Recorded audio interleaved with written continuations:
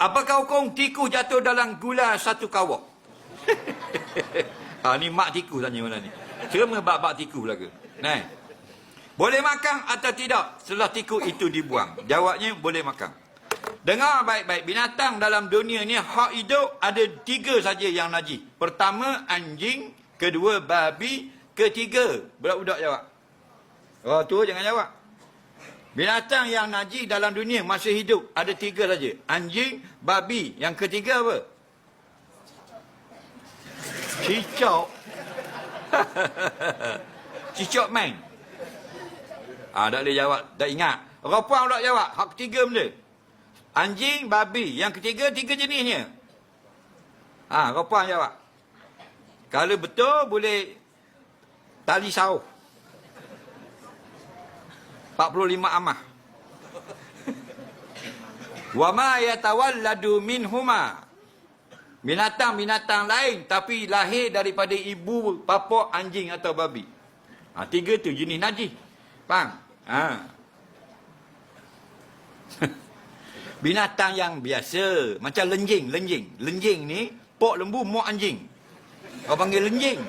Faham? Boleh anak walaupun rupa lembu najis. Ada ramai yang tawalladu minhuma. Kalau kita fiqh, faham? Dia ada skandal. Tapi kalau binatang tu skandal benda yang nak suci dengan suci tak apa. Macam lembing, lembing suci. Lembing benda pok lembu mak kambing. Tu bagi anak nama lembing. Hukumnya suci. Faham? Tapi kalau ada mak atau pok dia tu najis, anak menang belah najis. Kenapa? Kerana idza tama'al halal wal haram wa ghullibal haram. Yang halal haram bercampur menang yang haram. Okey? Baik, sesat tolak tepi tu, 3 tu. Faham? Anjing babi tolak tepi. Binatang lain, semua lain pada anjing babi, faham? Kalau masuk dalam gula, dalam apa pun tidak najis. Contoh kucing dia berlari, kucing dia tak anjing, berlari, kejauh naik atas meja. Kaki sebelah celuk dalam kuah ikan singgang itu. Tulang itu tidak akan tokeng, celuk, faham? Tidak najis. Ayam berampak masuk dalam kuah, dalam bubur itu, faham? Kaki ayam sebelah. Ayam memang kaki ayam tak akan lipat. Faham? Kaki ayam masuk dalam bubur, tidak najis.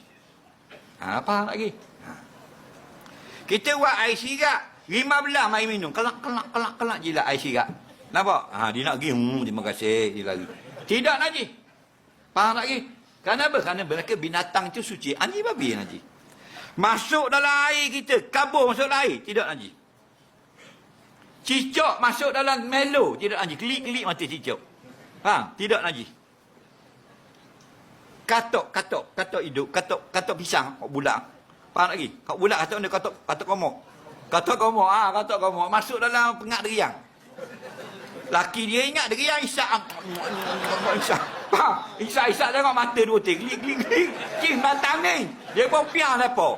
Baki dalam deriang itu tidak najis. Pulut. Walaupun dia duduk dalam pengak ni. Kita tak teramak makan, suruh bini kita makan. Dia tak tahu. Dia makan. Faham hukumnya? Tu hukum dia. Kau puan kena mau lah. Amal kau puan kata kena mau puan. Anda aku dah aku ngajar.